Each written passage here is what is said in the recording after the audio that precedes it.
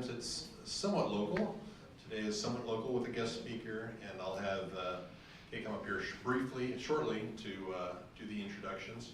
But hopefully everyone got a chance to sign in the back. Marilyn always loves to know who was here and be able to reach out to you. Love to know what's bringing folks and what they're interested in and those kind of things. So my name is Mark Aaron, by the way. I don't know if I said that. I'm the president of the Orangevale History Project. And before I forget, I told a few people, next month, before anybody jets out, our topic's going to be when Orangevale was beachfront property.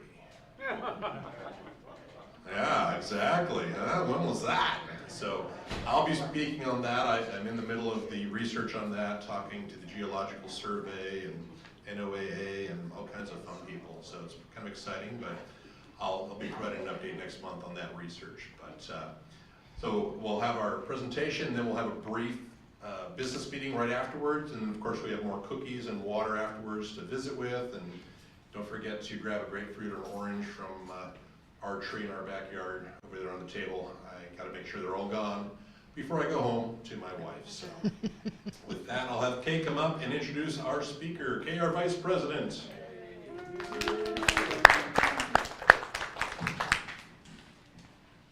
Well, thank you all for coming tonight.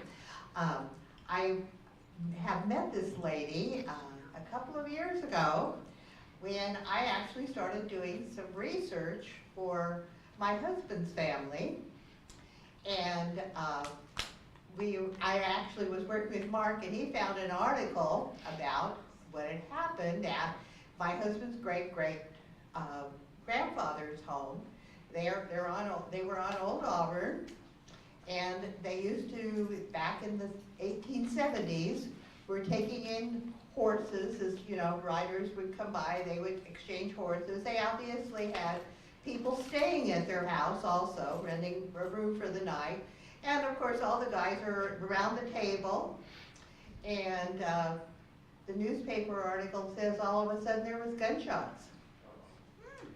So what did they do? Somebody went and got the sheriff in Roseville. Very interesting location. I guess we didn't have anything in this local area. And the sheriff's name was Estelle. So here it was. Okay, that means we're related. And in addition, the Wattell family, the only son, married Eva Bell Estelle, and they lived, of course, on the property or across from the property that he had inherited from his father. So that's how I kind of met her, because I was going to the Roseville Museum, and you know, we started talking, and we got together and discussed family history. Also, we talked. This little story I'm going to tell on you, Phoebe.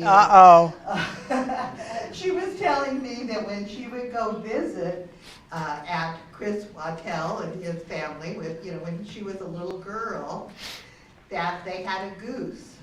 But you couldn't go out to the outhouse without the goose snipping and biting you. But anyway, we're happy to have her. When I called the Roseville Museum to see if I could get a speaker, they said, well, let me hook you up with someone and we'll call and see if the person's available. The next day they called back and they said, oh, we understand you're related to her. And I said, oh my goodness, I could have called her myself. But I think it's good to have her here. She's 5 generations in Roseville, and is living in the old Roseville area, and a house that I think it was your great-great-grandfather's? My great-grandfather built. Your great-grandfather, okay, let's get that right. She's active in all of the Roseville museums, and has done a lot of work with them. Still works, is going to be a docent, I understand, on Friday at the museum in Roseville, so we should visit the Carnegie Museum if you haven't done so. So I would like to present Phoebe Estelle, and she's going to talk about the history of Roseville, and I think it's good we start learning about some of the of our other areas around us.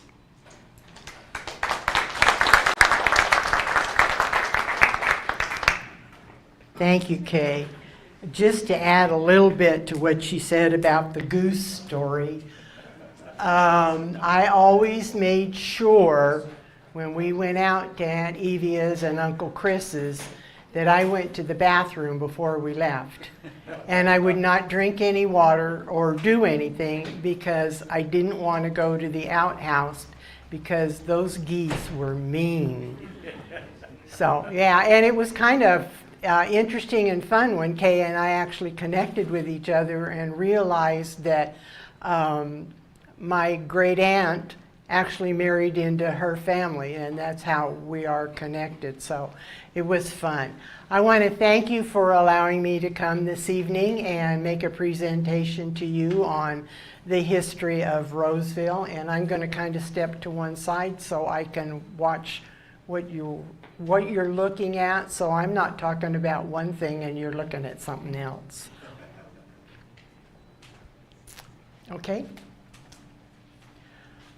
Okay, this is one of my favorites. It was actually a postcard, and I insisted that it had to be on our presentation because we are called Roseville. Originally, we were called Gritters because the town was kind of laid out on Mr. Gritter's ranch. Then the two small railroads came to town, the California Central and the Central Pacific, and they crossed in Roseville, so then we became Junction. Then they started talking about maybe we should become a city, let's see what we can do. And so there was a lot of things said and done about what the real name of the town should be. And one of the stories goes that the town would be named for the first baby girl born in Roseville, and her name was Rose, and she was born on the Rose Ranch. There is no documentation anywhere that talks about the Rose Ranch or a little girl named Rose. So the next one that went around where there were some gentlemen sitting in the saloon, and they were trying to come up with a good name for the town. Their idea was the first pretty girl that walked through the saloon doors, that was going to be the name of the town. Well, back then, ladies did not go in saloons, and so that one kind of died. And finally, the general consensus was we would name it Roseville because of all the wild roses that were in the area. I'm sure you guys probably have had a lot of wild roses over here in this area, but that's the story as how Roseville officially became Roseville. Okay. This is the original map of the city, and as you can see, here's the California Central Railroad, and here is the Central Pacific Railroad. And if you are familiar at all with Roseville, that would be basically at the corner of Atlantic Street and Folsom Road. Actually, Folsom Road is the rail bed for the Central Pacific coming from Folsom area towards Roseville and on up towards Marysville. California Central. Yeah. What did I say? Central Pacific? Yeah. Sorry. Okay. Okay, these are some of our illustrious folks in town, and you see if I can get my pointer going. There we go. Oh, wow, that's not very bright. Okay, we'll forget that one. Martin Shellhouse was an early pioneer that came to the area. He was a rancher. Mr. Dudley also came to Roseville, and he had a ranch next door to the Astles, and his barn was the place where everybody got together. If you went to church, you went to church in Dudley's barn. If you went to school, you went to school in Dudley's barn. And he was very prominent, but later on he moved to San Francisco, and left the ranch in charge of one of his hired hands. And he lived in San Francisco until his passing. Walter Fittement down there in the corner is, I'm sure everybody's heard of the Fittement family, Fittement Farms. And he was very, very prominent in the area as well. And Mr. Kirby was another rancher that came to town and made his fortune in livestock as well as a few businesses. And the gentleman up there in the top on the far right corner, that's Zachariah. That's my great-great-grandfather. And he came to Roseville in 1851. Okay. This is Mr. Thomas's Mercantile Store. That was the very first official store that they had in the city of Roseville. And as you can tell, it was kind of a catch-all for everything. It had the local post office in it. It had the local farm equipment and feed store in it. It had kind of a grocery store in it. A little bit of a catch-all store that anybody could go to and get whatever they needed. Okay. Where was it located at? I'm sorry. Where was it located at? On Atlantic Street. If you're familiar with Atlantic, it runs right alongside the railroad tracks. And here's Mr. Dudley's barn that I was talking about just a second ago. And at one time, he had an area that had a pond that would freeze over so the kids could use it as a skating rink in the wintertime. And I can't really imagine that because Roseville doesn't really get all that cold in order to be able to have, but maybe back in the 1800s, late 1800s, who knows? I wasn't around then, so I can't say. Okay. This is our first official schoolhouse, and most of the kids went there. There weren't a whole lot of kids in the area back then, and later on this building was replaced with a school, and it was called the Oak Street School because it faced Oak Street. But then we also had a school that was identical to it over on Main Street.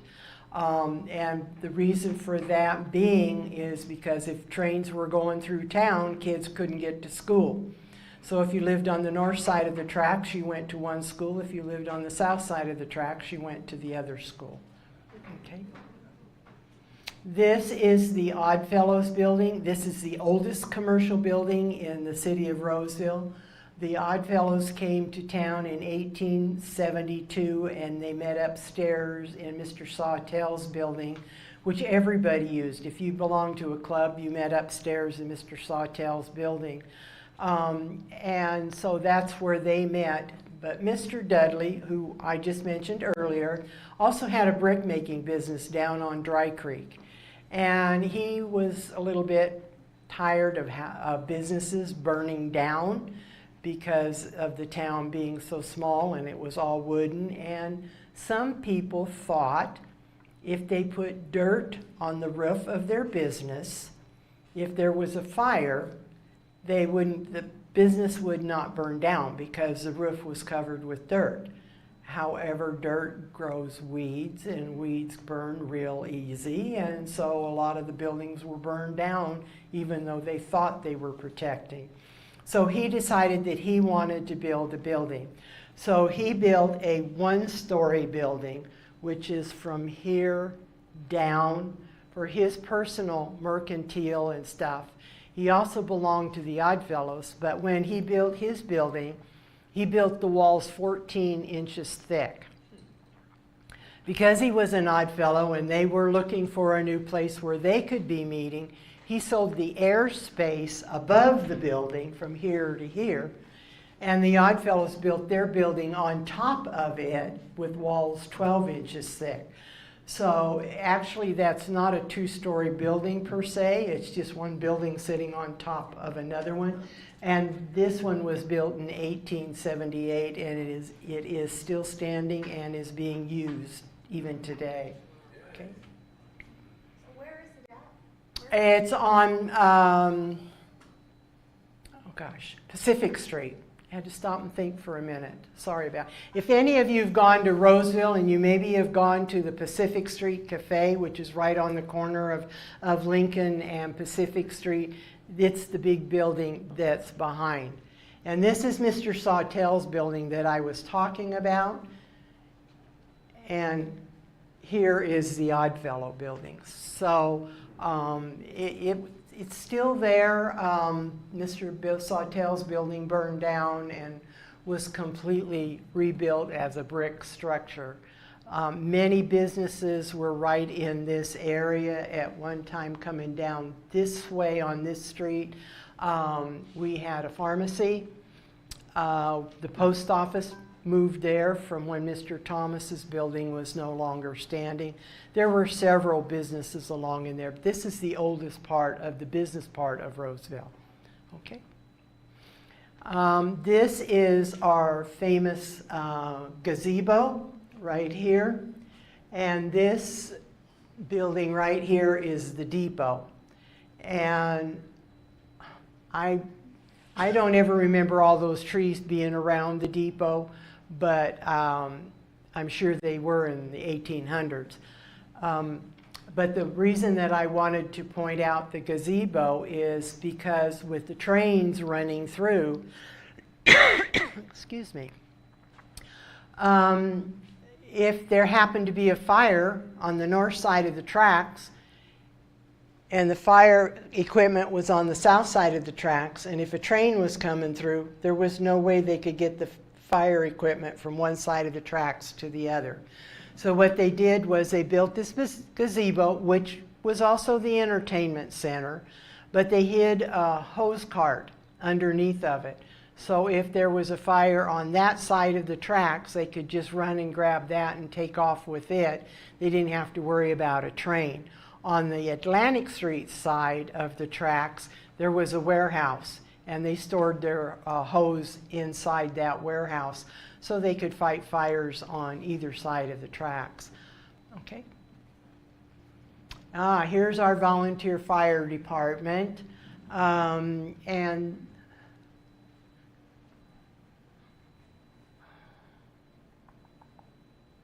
I'm trying to locate the fire chief.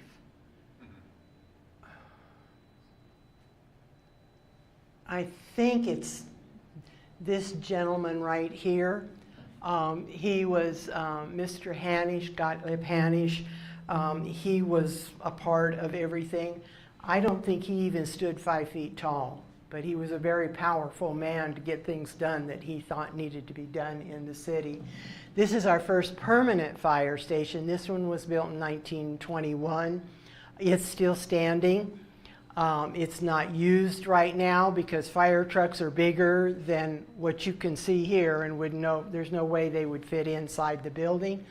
Someday the fire department hopes to make that a museum to honor all the firefighters that have served the city of Roseville. Okay. In 1906, the city of Roseville decided that they wanted to improve themselves. And by that time, Southern Pacific Railroad had bought out both the California Central and the Central Pacific. They wanted to expand. They couldn't expand in Rockland, where they were headquartered, because the town built right up against the railroad tracks, but there's also a lot of granite. And I'm sure you folks have been through Rockland, and you've seen that there's a heck of a lot of granite around there. So Roseville was just a wide space, kind of still pretty much known as Junction. Didn't get its official name for another couple, 3 years. And so when the railroad moved their headquarters from Rockland to Roseville, there were no homes because it was such a small community.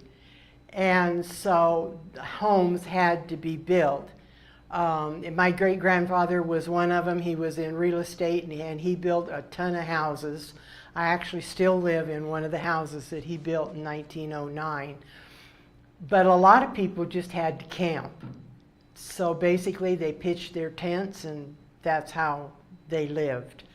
Some folks, however, who had extra pennies and nickels, whatever, in their pocket, could afford to jack their house up and move it to Roseville. And this is a perfect example of one of the houses that was jacked up, had logs put under it, and as you can see, a steam tractor literally pulled it down to Roseville. It took 2 weeks to move from Rockland to Roseville. And now it's what, 2 minutes from Rockland to Roseville? Anyway, there were a lot of homes that were done that way, and the families actually lived in the home while they were moving their home. Mom could cook dinner on the wood-burning stove. Everybody got to sleep in their own beds. I love to call this early RVing. Can you imagine living in your home while it's slowly moving down the road? I can't. Okay. Okay, this is the McRae Opera House. There again, we're trying to become the proper city. And so Mr. McRae had a home right here. And he was one of those that let's improve the town. Let's see what we can do. So he jacked his house up and moved it 2 blocks down the street so that he could build this magnificent building so we would have a proper building and a proper opera house. That was 1908. This building was built. This is 2025, and we're still waiting for our first opera.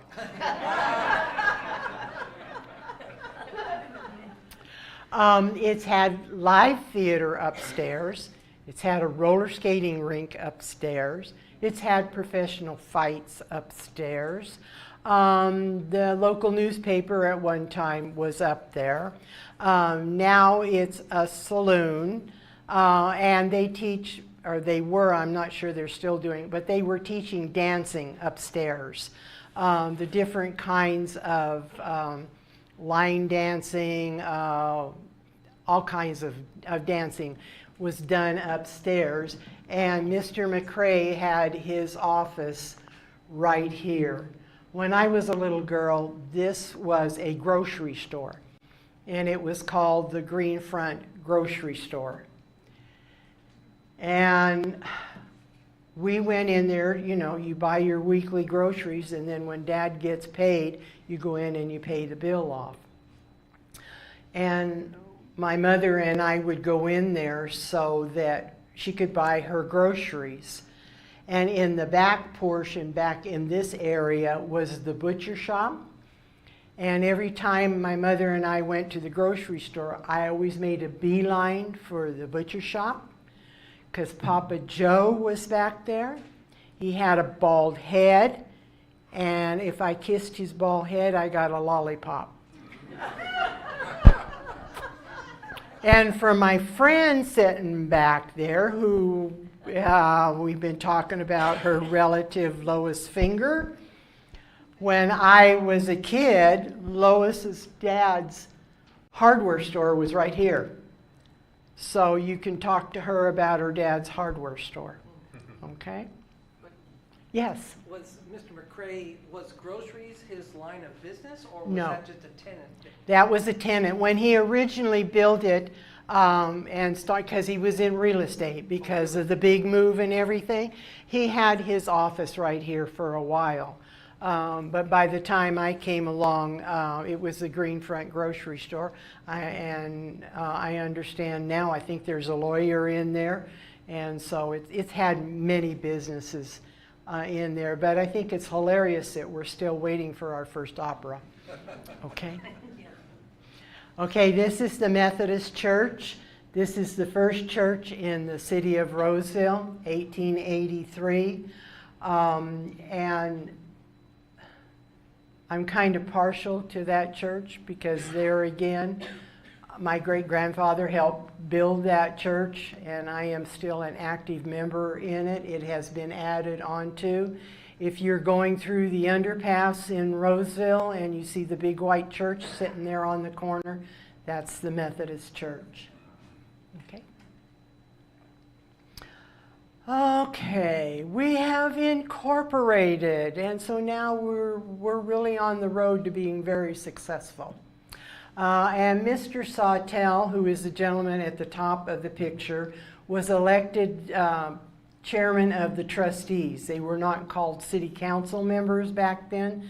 They were called city trustees, and he became that one. Mr. Thiel was and all of these people were very prominent in the city of Roseville. He was a businessman. Mr. Woodbridge was actually our local doctor at one time. And as a side note, his wife was president of the Women's Improvement Club, and she's the one that helped get our library that we have now. But he was very prominent. Mr. Wells was connected with Roseville High School. He was one of the first, I don't know whether he was the principal or the superintendent of the school, which was started in 1912, the high school, I should say. Started in 1912. Very interesting schoolhouse that they went to, because it was a room above the local saloon.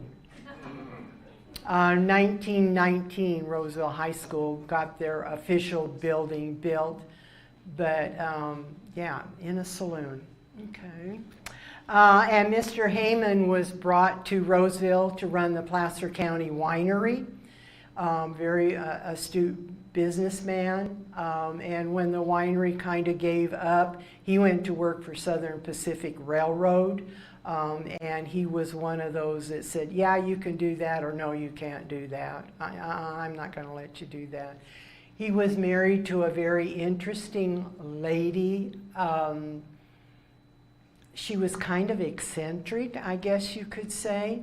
She actually had a zoo in her yard, and he allowed for her to have monkeys and all kinds of good stuff in her zoo. And if you're familiar with, again, with Roseville and Oak Street, Vernon Street, the house is still there.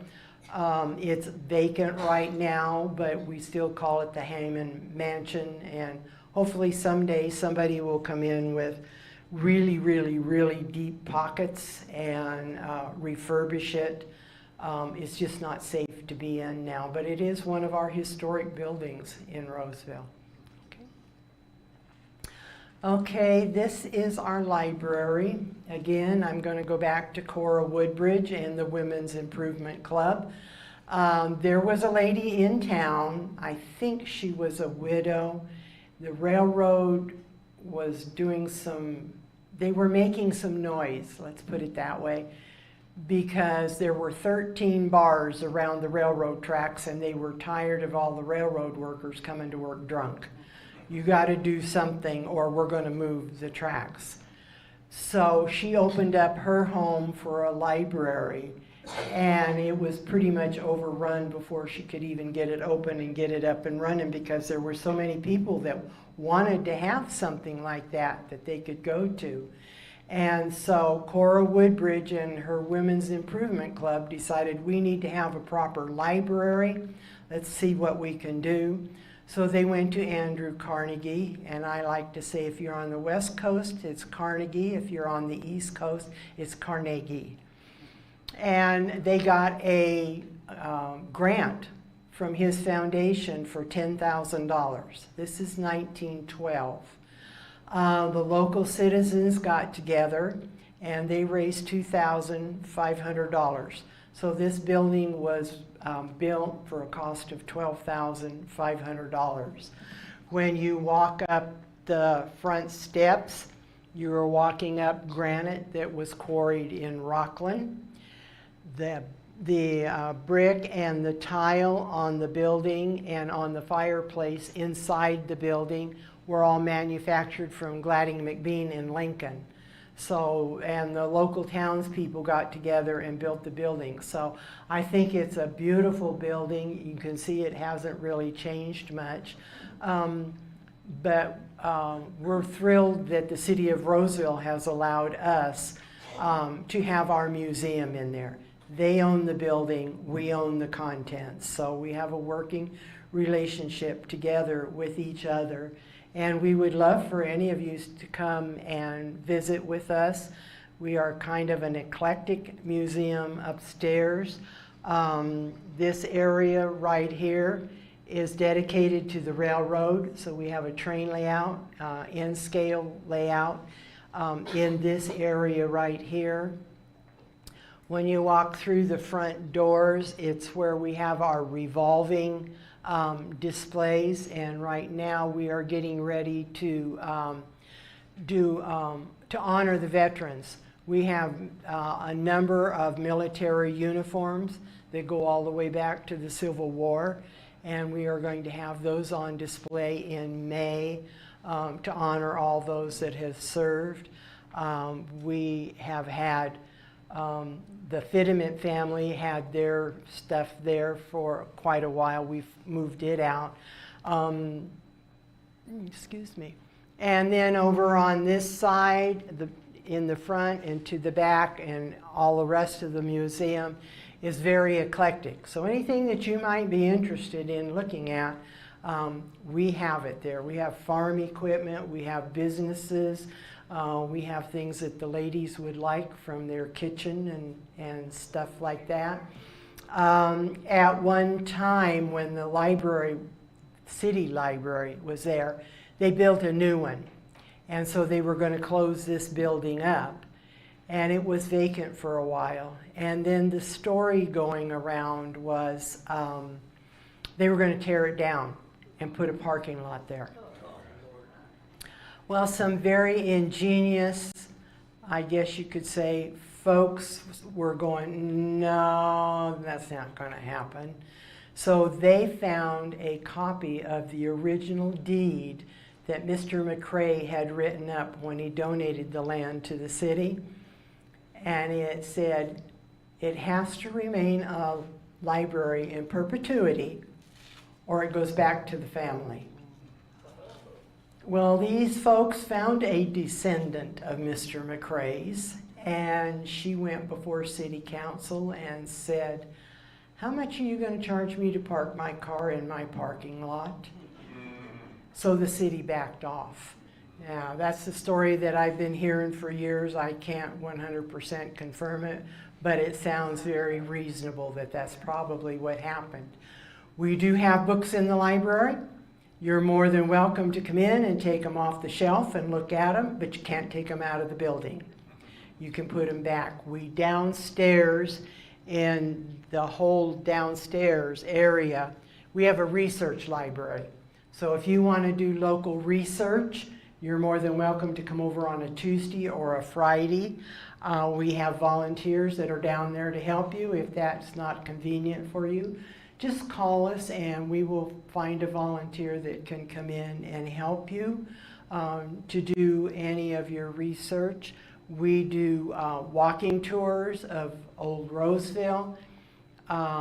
We have now started a Murder, Mystery, Mayhem walking tour in Halloween for people to come, and we've actually had them come in costumes, which is a lot of fun. So we walk Old Town and we tell some of the stories of some of the crazy things that happened before 1955, I believe it is. We don't do anything up close. So if in October you're interested, give us a call and we'll sign you up. We do cemetery tours.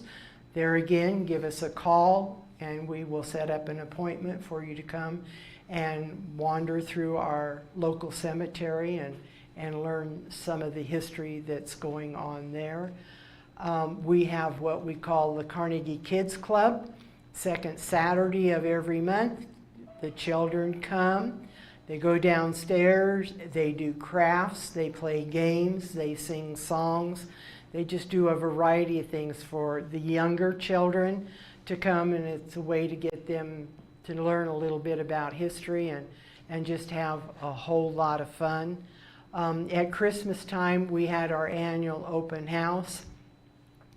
And some of you here in this room know Kathleen Crane. She was the Grinch. And she stood out on the front porch because it got too hot in her costume to be inside the building. So she's standing out there on the front porch waving at everybody that goes across the crooked bridge. And she just was having more fun. We just absolutely loved it.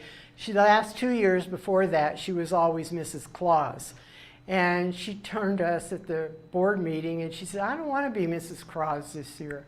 Okay, you don't have to be Mrs. Claus if you don't want. I want to be the Grinch. Okay, be the Grinch. And everybody just had a real good time with her. So we have a lot of activities that are going on over there. We do our Trek in Time, where we have different folks come in and give us a speech on whatever their, I can't think of the word, anyway, the thing that they're interested in. We just had Joe, and I can never pronounce his last name. It starts with a P. I remember that. But he served in World War II, he served in Korea, he served in Vietnam, and he came and gave us a speech one night. He's 102 years old, and you would never know that he's that old. You'd think he's maybe in his late 70s, early 80s. Very, very interesting. We had a lady that is, I want to say enamored, but maybe that isn't the real word I should be using, in Anna Judah. And all of you know, I'm sure, that Anna Judah was a wife of Theodore Judah that walked the Sierra Nevadas to lay out the Transcontinental Railroad. She was invited by him to join her on one of his treks across there, and she picked plants, different plants, and she dried them. They're absolutely gorgeous. I think it's the museum in Berkeley, I think is where they are. She was recently, came and gave us a talk on Anna and her life, and she had copies of all of these beautiful plants. They still have the color in them and everything. It's amazing for them to be over 100 years old and still look that fantastic. So we do have different speakers that come and talk to us, and we have different kinds of programs. Right now we're doing a program on photography, and we've pulled out some of our old photos and are inviting folks to come in. And I'm no expert at taking pictures, I'm no expert in doing photography type stuff, but they're going to be having some classes on that. They're going to be eventually having classes on painting, all the way from watercoloring to oils. So we have a very eclectic thing on different programs that we do. We're a much smaller group than what you folks are, so we don't quite have all the amenities to be able to go out and do some of the things that you're doing. We're talking about it, but we're a 9-member board, and they do everything. They're the docents, they're the ones that do the research. And so we're trying to figure out a way, and if you guys got any suggestions for us how we can bring in other people, we would thoroughly be happy to have you do that for us. So this ends my presentation. I hope this has given you a little bit of history about our museum, again, our history. And I just have one little side note for Kay. Aunt Evia and Uncle Chris lived on Old Folsom Road, and their driveway is where Wattell Way is now. And when my mother was born, she was a preemie. She slept in a shoebox. That's how small she was. My grandmother wanted to go over and see her sister-in-law, Evia, and so she got in the horse and buggy and put my mother on her lap, and off she went. She got to the corner of what is now Sunrise and Old Auburn Road, and the horse stumbled and pulled my grandmother forward, which knocked my mother out of the buggy. The horse knew where she was going, so she just got herself up and took off. And when she got over to the house, Aunt Evia came out and said, "Where's Viola?" And my grandmother said, "I don't know. The horse stumbled, and I don't know where she is." So she told the hired hands to get my grandmother in the house and get her settled in bed. She jumps in the buggy, takes off and goes back and finds my mother in a pile of dust at the corner of Sunrise and Old Auburn Road. Can you imagine losing a baby in the middle of that street right now? She was perfectly fine because she was wrapped up in a blanket, and it was apparently summertime, and it was just dust. But she wasn't hurt. But poor Aunt Evia, she almost had a heart attack when my grandmother showed up and there was no baby in her lap. So just a side note of our family joke. Sorry the rest of you had to listen to that. So if anybody has any questions, yes? I know you mentioned the Haymans had a zoo in their backyard. Yes. Is there any association with that in Royer Park Zoo? No. Okay. Could you No. repeat the question too? She asked me if Mrs. Hayman's zoo in her yard had any connection to Royer Park Zoo. And no, the answer is no. How did the Royer Park Zoo come about? I honestly can't answer that. That's Mr. Royer's, get my tongue straight here. It was his dairy and his ranch, and he gave the land, but I honestly do not know how the zoo started. I just know that I spent many an hour down there feeding the animals, etc. And as a side note to that, our house burned the 12th of December, 1951. And so we had some friends that had a 3-room apartment up over the top of their house, and they kindly allowed us to move in there. Well, we had a major storm, and everything was flooded, including the park and the zoo. We would go out to the ranch and feed our livestock and do what we needed to do.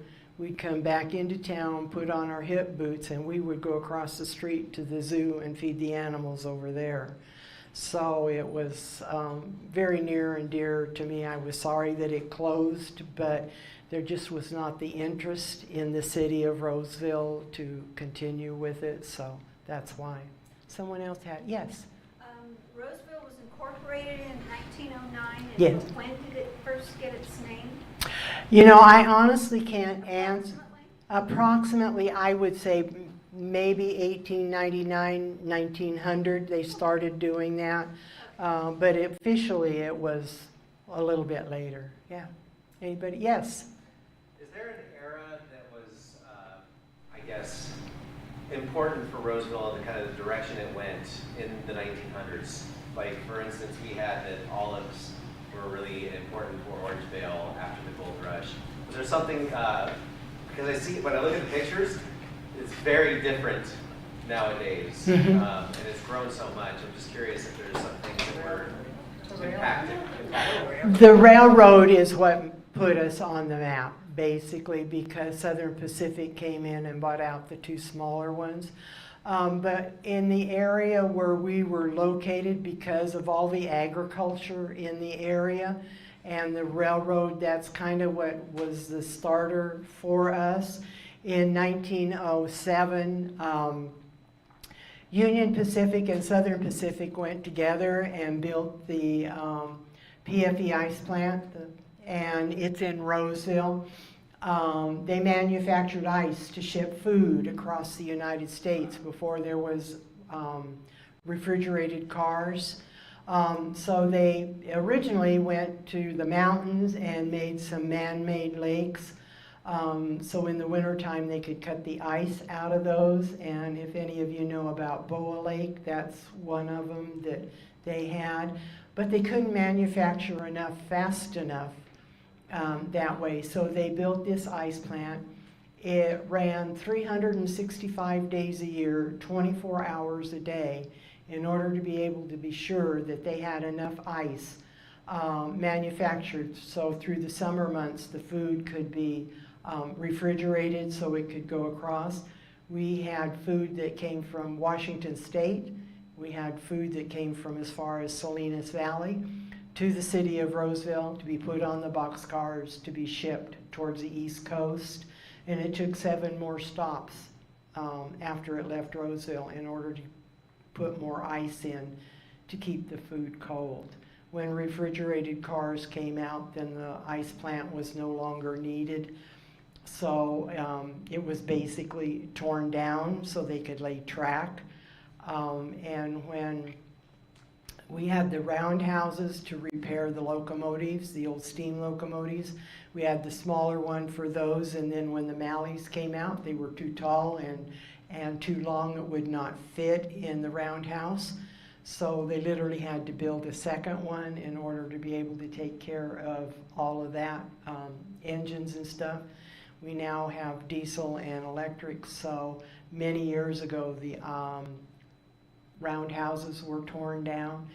And I have been told, and I'm you know, depending on what people tell me sometimes not, but we have the largest switchyard west of the Mississippi River.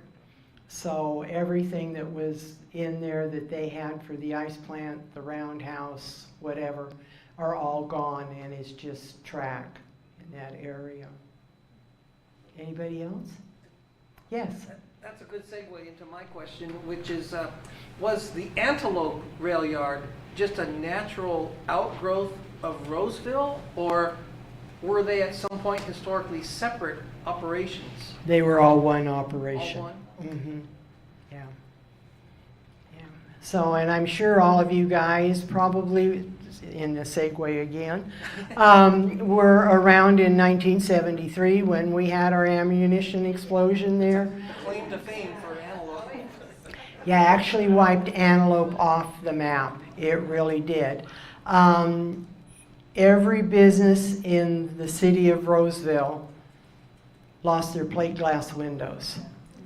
The Grange Hall, the 2-story, 100-year-old Grange Hall in Antelope was nothing but toothpicks when it was over. I lived through it, threw me out of bed on the floor, and I thought, what the heck happened? I thought a plane crashed at McClellan. And I went running out, and I wasn't looking far enough south, so I couldn't figure out what was going on, okay?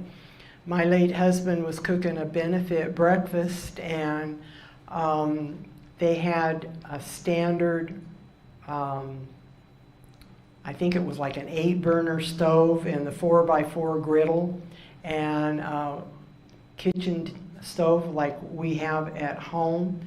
And he was standing at one end flipping pancakes, and that thing went off and it picked him up and set him clear down over in front of the kitchen stove that was sitting there.